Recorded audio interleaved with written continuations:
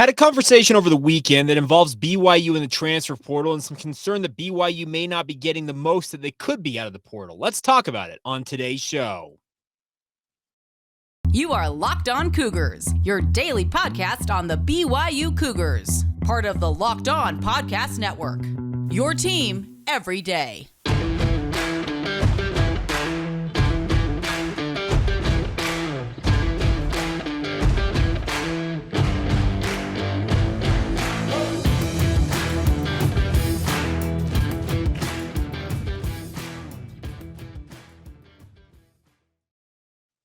What's up, everybody? I'm Jake Hatch, your host here on Locked On Cougars, your resident BYU insider. Thank you for making Locked On Cougars your first listen of the day. Always appreciate you guys checking out the show. Today's show is brought to you by our friends over at LinkedIn. They are our title sponsor today. They're helping find the qualified candidates that you want to talk to faster. Post your job for free at linkedin.com/lockedoncollege. That's linkedin.com/lockedoncollege to post your job for free. Terms and conditions apply.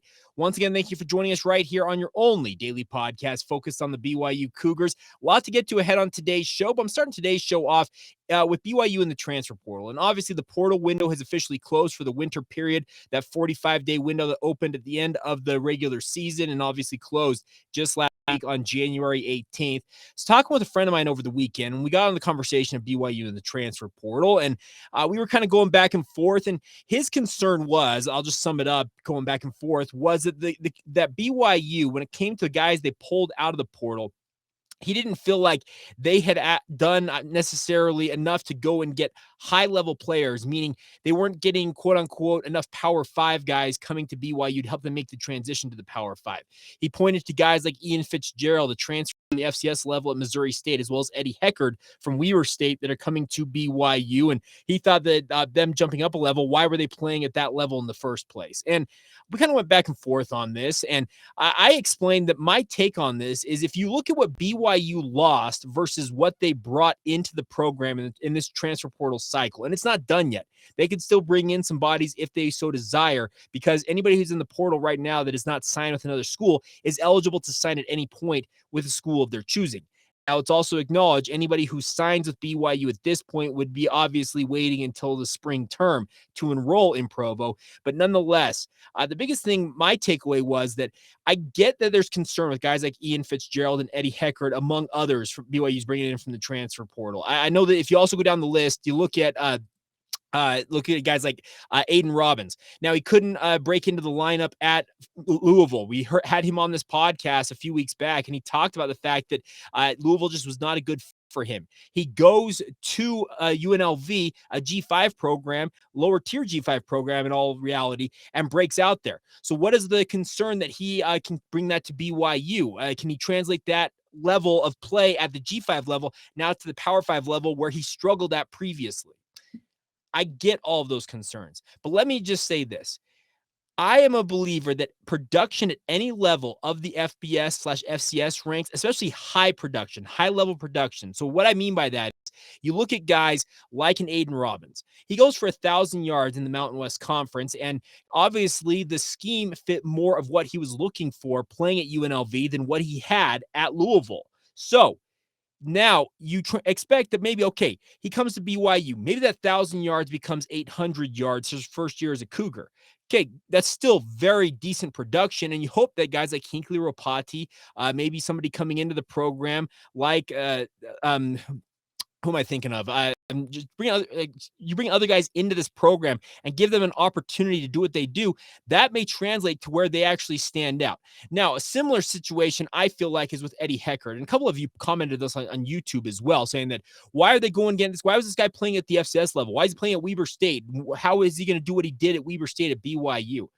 I get that concern, but the biggest thing is that this guy proved it multiple years in a row at the FCS level. And I am of the opinion, this is my personal opinion, that the highest level play at the FCS level is far better than a lot of the G5 play at the FBS level. A guy like Eddie Heckard, as an All-American at the FCS level, he has proven himself at 3, and he played 4 years total at Weber State, and he's been a proven production guy during that period. Like I said, you're taking a gamble on any of these guys coming into the program. That's the thing about this, is you're taking a gamble in any of it. Recruiting's a gamble. The high school guys you recruit, you're trying to project ahead 2, 3, 4 years down the road and try and find out what they're going to be just by looking at their body types, looking at genetics, their production at the high school level. It's all a gamble. You're just trying to find the best players possible. So while I understand the concern of my friend, and some of you pointed this out, like I said, on YouTube about Eddie Heckard in particular in our comments section, I get where your concern is. I get the concern leveled there. But the other thing about this is BYU needs guys who can come in and play, and those guys have proven they can play at the various levels they've been at.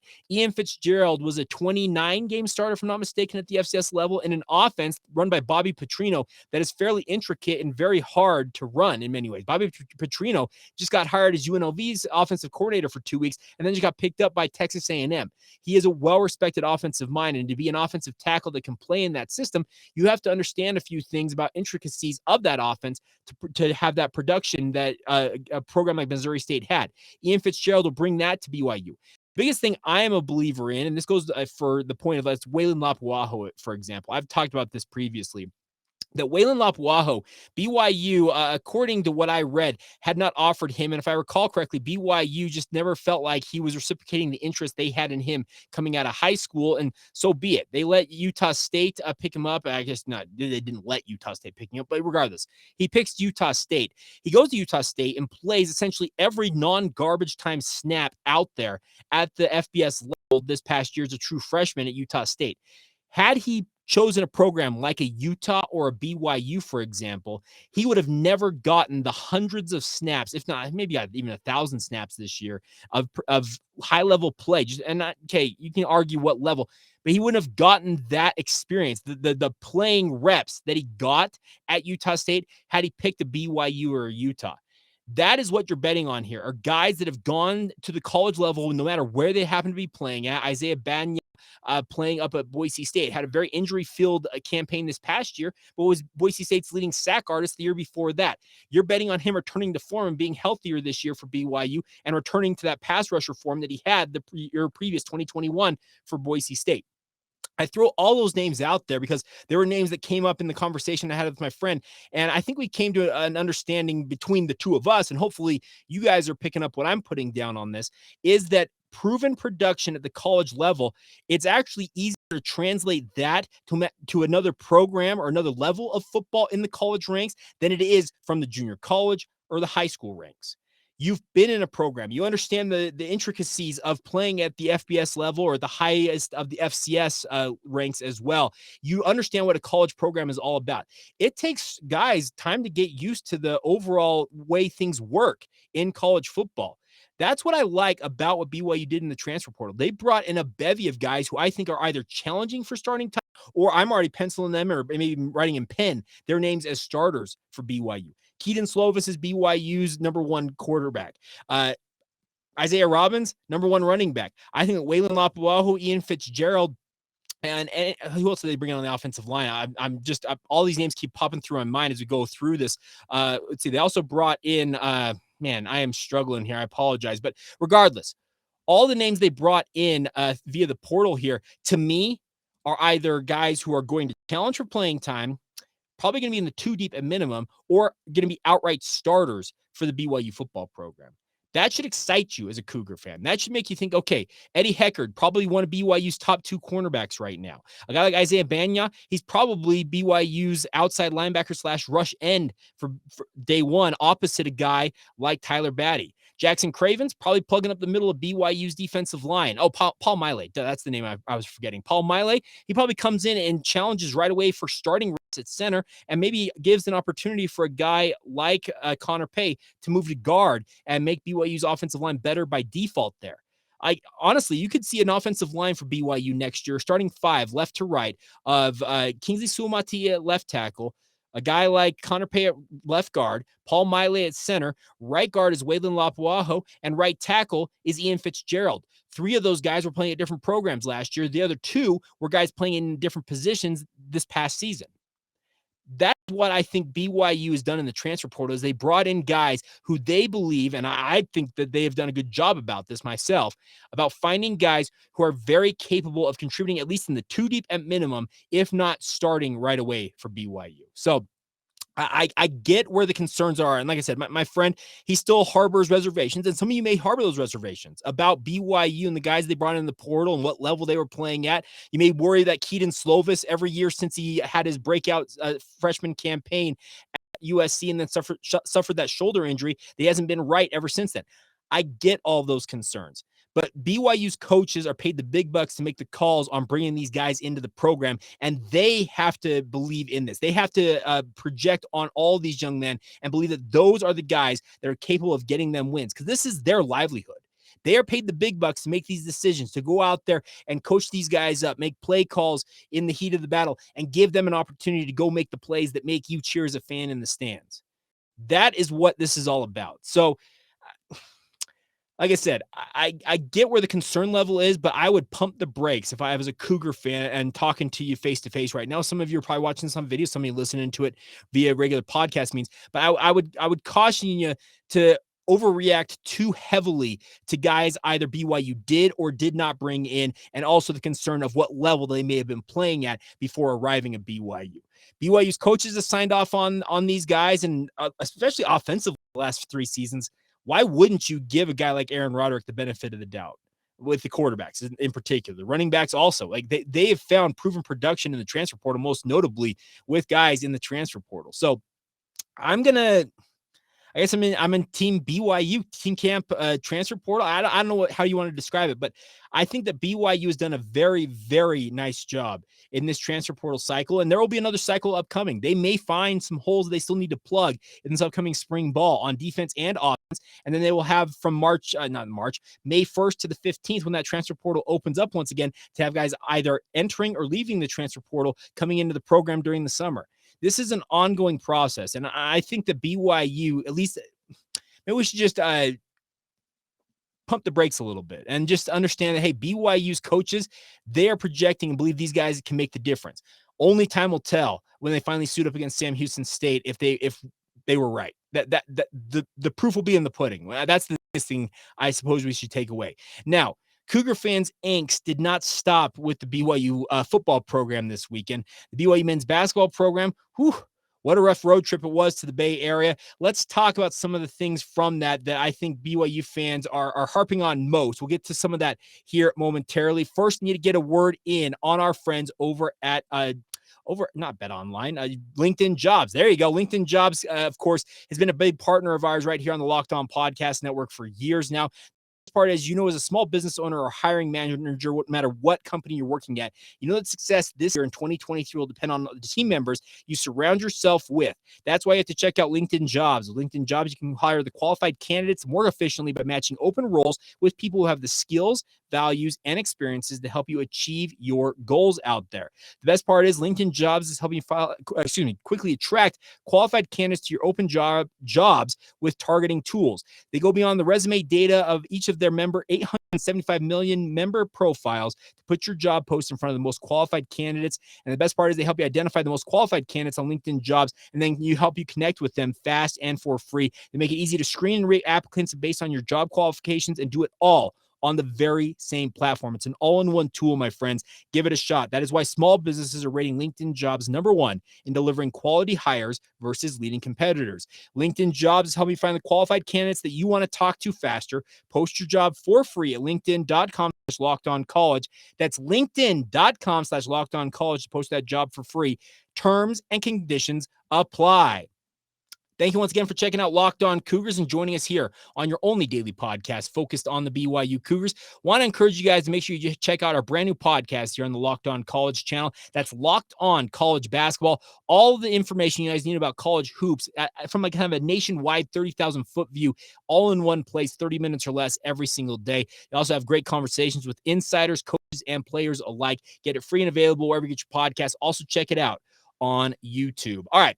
Speaking of basketball, the BYU men's basketball program had a really rough weekend out there in the Bay Area. The Cougars come home on the heels of back-to-back losses at Santa Clara and USF. And frankly, BYU is right back where they seem to have started this season. Remember, we can go all the way back to the Idaho State opener for BYU. And what was the talking point when we came out of that game? Turnovers and the inability to find consistent offense. What is BYU struggling with 2.5, 3 months later? Turnovers, inconsistent offense, and in some cases, the inability to defend opposing teams effectively on the perimeter. That may have not necessarily been as big of an issue against Idaho State, but nonetheless, BYU just seemingly can't get out of its own way in basketball. Now, there are a number of you out there. I've had conversations with others this weekend about what's the job status for a guy like Mark Pope. And there was actually a very interesting Twitter Spaces going on during the USF game in the second half. Post Jimmer, Steve Pierce, Jackson Payne from the Daily Universe were the two guys hosting it. They had guys like Jonathan Tavernari come on and speak. There were other guys in there. I listened to it for a significant period of that second half. And there was a very interesting piece from Steve Pierce, and Post Jimmer is what he is on Twitter. A number of you probably know who he is on the interwebs out there paying attention to BYU basketball. And he had a thought, and this is an interesting one, is that he thinks that Mark Pope actually may beat the quote-unquote posse out of town by leaving BYU before the heat really gets turned up on him, and that may happen this offseason before BYU goes into the Big 12 Conference. Now, that seems like a crazy idea to me personally, but the more I heard Steve kind of delve into it and talk about it, it also made sense, because I think many of us out there understand that Mark Pope isn't necessarily long for BYU. He was never really the quote-unquote BYU guy. Kalani Sitake, for lack of a better term, is a BYU guy. Grew up a fan of the program, played for Lavelle Edwards, his dream growing up, and then has now come back as the head coach of BYU. Are any of those things that Mark Pope was growing up? Did he grow up planning to play for BYU? Doesn't sound like it if you talk to him. Did he pick BYU out of high school? No, he picked Washington, his hometown school. Then he transfers, decides to transfer. BYU re-enters the sweepstakes there. Does he pick the Cougars then? Nope. He goes to Kentucky and plays for Rick Pitino down there in the Bluegrass State. Now, I'm not saying that Mark Pope is not a BYU advocate. I'm not saying that he's a guy that BYU needs to get rid of. I'm not saying any of that. What I am saying is that listening to Steve talk about it, he believes that Mark Pope has aspirations of coaching at a higher level than BYU. Now, I can understand that. It's been very evident that he was a guy that wants to be at the highest levels of basketball. Coaching in the Power 5 and coaching at the Big 12 level gives him that opportunity. But does BYU give him his best chance in his mind to live and coach at the level that he believes he's capable of accomplishing as a college basketball head coach? Well, there's that argument to be made. But there were a number of you this past week, and I saw it on social media saying that is Mark Pope, is it time for him to be have the heat turned up on him by BYU's administration? Maybe it is the time. But I for one, I'm not 100% certain that BYU has a ready-made replacement out there in the coaching ecosystem in college hoops right now. Now, you're immediately going to start throwing names like, what about Mark Madsen, Jig? What about Barrett Peary? What about Chris Burgess? Can you get him back to BYU after just one season leaving for Utah? All those names are viable names out there. There's also is it Kevin Young, I believe, who is one of the lead assistants with the Phoenix Suns in the NBA ranks, a guy with BYU ties in the NBA circles. Any of those guys, in theory, seem like, okay, that could be an option should Mark Pope either A, decide to leave, gets a bigger job, etc., whatever it might be. But the biggest thing right now for Mark Pope is he can't mail in this season. If he mails in this season, guess what? Anybody who wants to hire him is going to see that and say, why in the world do I want a guy who folded halfway through his conference season? Why in the world would I want that in my program? That's not what BYU needs to be looking at right now. Mark Pope took the heat on himself after that USF loss, as he should have, because BYU has struggled mightily in so many departments that at this point, who can he blame? Can he go out there and blast his players and have them consider mailing it in themselves? No, he can't do that. So he turned the blame on himself. He took it on himself. And there was I'm not 100% certain if it was him, but as soon as he got done with his post-game conversation with Greg Bell on Saturday night, there was it sounded like it was an expletive that I'm not sure if he yelled it or somebody nearby hit that headset, but it was a live headset and a hot mic, and it picked up something. there is frustration right now because BYU had put together a nice little run, if you recall, from the beginning of December going into conference play. And I, for one, was of the opinion that BYU was starting to put some things together. They were turning the ball over less. They were playing better defense as a team. They were rebounding like an absolute machine, giving themselves extra opportunities on the offensive end of the court, even though they still weren't shooting and scoring at the level they needed to be. It was giving them opportunities to get extra possessions, get extra opportunities to score points. Well, since conference play has started, a lot of that has fallen by the wayside. Turnovers are back up. I saw a metric that BYU is now 346th out of 363 Division I teams on average in turnovers per game, something like 15.8. Yeah, 15.8 per game. Yeah. 346 out of 363. Yeah, that is abysmal. You cannot win basketball games with as lackadaisical as BYU is with the basketball. So maybe Mark Pope is not long for BYU. Maybe he has aspirations of going somewhere. But right now, all he can do is try and coach his guys up. And each one of these players inside the BYU men's basketball program has to look at themselves and realize that they need to be playing better.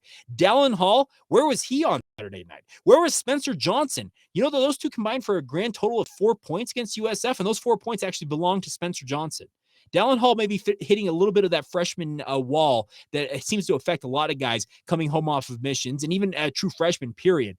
When they get into the kind of the strain and the grind of a conference season, eventually it catches up with you. The month after month, week after week, day after day grind of playing high-level basketball, it starts to wear on you. And Dallin Hall may be hitting a little bit of that wall right now. But that's not an excuse for a guy like Spencer Johnson. Rudy Williams has had a fantastic game, 28 points in the loss, but did anybody else go with him?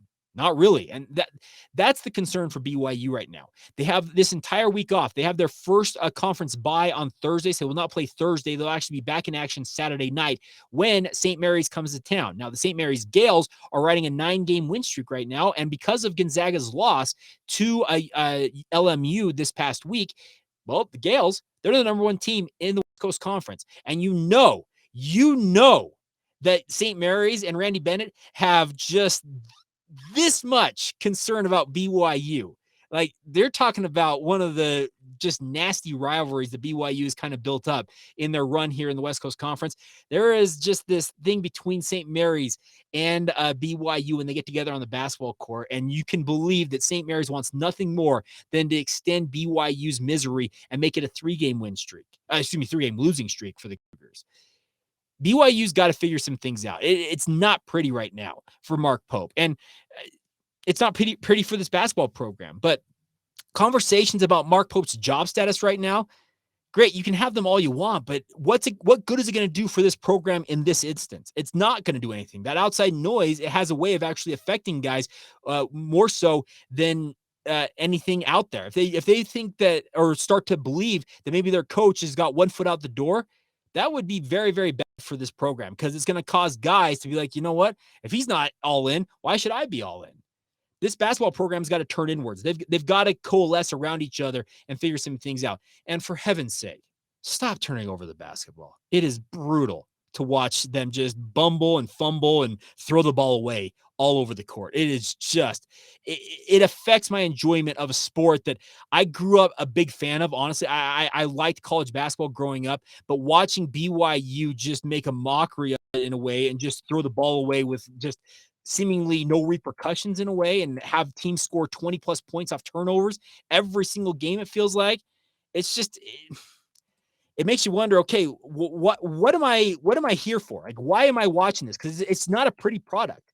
College basketball's already got a bad rep as it is, and when you have a team that's turning the ball over as often as BYU has been, it just makes you think, okay, do I really want to invest all this as much as I should be investing in this program?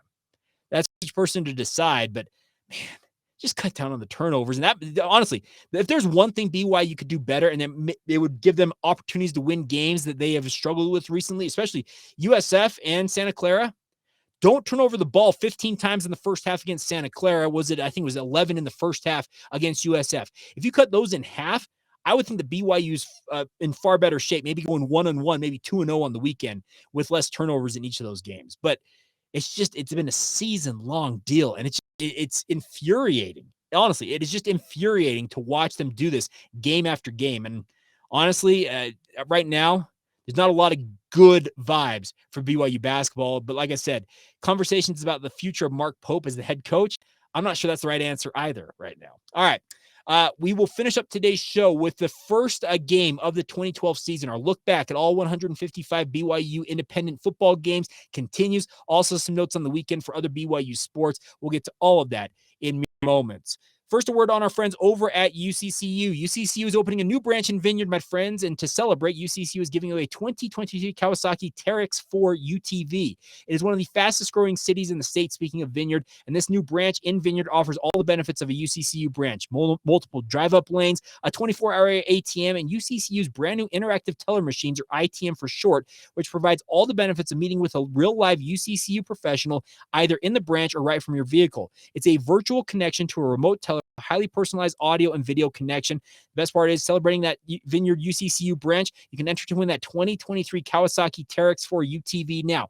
The winner will be announced in April, just before summer, to get you out there on the trails to enjoy some summer fun. So stop by UCCU's new branch in Vineyard, conveniently located right next to the Megaplex Theaters and Topgolf today, or enter to win at uccu.com. The best part is you don't have to be a member of UCCU to enter, and there is no purchase necessary. That's UCCU. Love where you bank. Once again for making Locked On Cougars your first listen of the day, and always appreciate you guys supporting the show. All right, a couple of notes before we talk some more BYU football for a moment is congratulations to the 13th ranked BYU men's volleyball program. They swept Fairleigh Dickinson for their second consecutive night. Cougars expect to move up in the national polls after starting their season now 4-0 for BYU men's volleyball. They'll be back on the road this week, going down to California to take on UC Irvine in back-to-back matches. Best of luck to them in that. Now, the women's basketball program, we just talked about some of the struggles for the men's basketball program. The women's team carried a 7-game win streak where you want to talk about good vibes going into a matchup with Santa Clara, but Santa Clara dashed those with a 69-59 victory over the Cougars at the Marriott Center on Saturday. Now, it was another good game for BYU's Lauren Gustin, man, I couldn't remember her name. I had to look it up. Lauren Gustin had another double-double, her 19th of the season, but it wasn't enough. BYU just couldn't find the offense to hold off Santa Clara as the Broncos win that game. BYU obviously has their 7-game win streak snapped, and hopefully they'll be able to bounce back this coming week, similar to the men's team. There's not a fun weekend, honestly. Saturday was not good on the basketball front for the BYU Cougars. Now, before we go on today's show, we've now completed one of the 12 seasons of BYU's independent era, and today we take our first look back at the 2012 season for BYU. Now, coming into the season, obviously, Jake Heaps had transferred out of the program. It was Riley Jensen's job for most people, but there was this little quarterback who transferred into the program for BYU by the name of Taysom Hill, and some of you might remember that name. Yeah, Taysom was part of BYU beginning in 2012, coming home off of a mission for the Church of Jesus Christ of Latter-day Saints. Had originally committed to Stanford before going on his mission. Some will have you believe that Jim Harbaugh essentially told him, yeah, go on your mission whenever. We'll get you into school whenever you return. Well, he came back in the winter, and Stanford doesn't take mid-year enrollees. They've never done that. They may have to change that in the future, but at this time, speaking of 2012, it was not possible. So Taysom was looking for a new program and enter BYU. So Taysom enrolled at BYU, but the thought was that this was Riley Nelson's team. He was going to go out there and absolutely light it up. We all know, if you think back to that 2012 season, that the season didn't go necessarily as expected, but they opened the season against Washington State at home. And Washington State, it was the first game for Mike Leach as the head coach of the Cougars. Obviously, Mike Leach had been in football purgatory for a couple of years. He had been unceremoniously fired after the Craig James incident, or Craig James trying to get him fired at Texas Tech. And Leach comes back to BYU as a BYU grad with his Washington State Cougars, his air raid offense being implemented. But BYU from the jump absolutely dominated Washington State in this game. Riley Nelson ended up passing for 285 yards and 2 touchdowns. Taysom Hill also threw a touchdown pass on his first career pass for BYU. As they kind of inserted him, he was supposed to be essentially a gadget player, a wildcat quarterback for an example. But BYU just absolutely came in and absolutely pounded Washington State in their home opener 30-6. So BYU starts the season in fantastic shape. You're 1-0. Life was good. I remember I was actually at this game covering it at that time for my station. And I remember thinking, okay, Riley Nelson is the truth. Like he's got all the juice, all of the moxie. What can't this guy do? And the funny thing about this was, if you remember, Kane Akua-Friel was BYU's best option in this game. He had 6 receptions, 101 yards. Washington State had no answer for this guy. They also ran for 123 yards. Michael Elisa had come in, was essentially BYU's guy at running back. There's also this young running back who'd also enrolled at BYU by the name of Jamal Williams. He ended up carrying the ball 6 times for 15 yards in this game. We all know that Jamal would end up doing for BYU, but for the start of the 2012 season, it was a fantastic start because I remember all the hype all summer long about 2012 was, okay, Riley Nelson, he's got this thing figured out. What is he capable of accomplishing in this BYU offense now that he is the guy, quote unquote, the guy for BYU's offense? Well, game 2. Weber State comes to town. BYU trying to go to 2-0, and they did go to 2-0. We'll talk about this tomorrow, but there was an unfortunate hit in that game and a debate on whether Riley Nelson and those abs should have been showing, and we'll talk about that on tomorrow's show. But game 1 of the 2012 season, BYU's 1-0, and of course, the Pirate himself, RIP Coach Leach, but takes the L as BYU began the 2012 season with 1-0, and obviously the Riley Nelson experience was about to take another twist and another turn as we talk about Washington State on tomorrow's podcast. So there you go. It's been a fun show, kind of up and down all over the place, but nonetheless, thank you for your support as always. Always love you guys checking in with the show, your comments, your insights, your questions, your opinion, your analysis, all of it. It's all welcome. So once again, thank you for making us your first listen of the day. Now make your second listen, our friends over at the Locked On Big 12 podcast. Get caught up on all the news in Big 12 football, basketball, and beyond with Josh Neighbors. Get that free and available wherever you get your podcast. It's also available on YouTube. Until tomorrow, my friends, have a great rest of your day. This has been the Locked On Cougars podcast. See ya.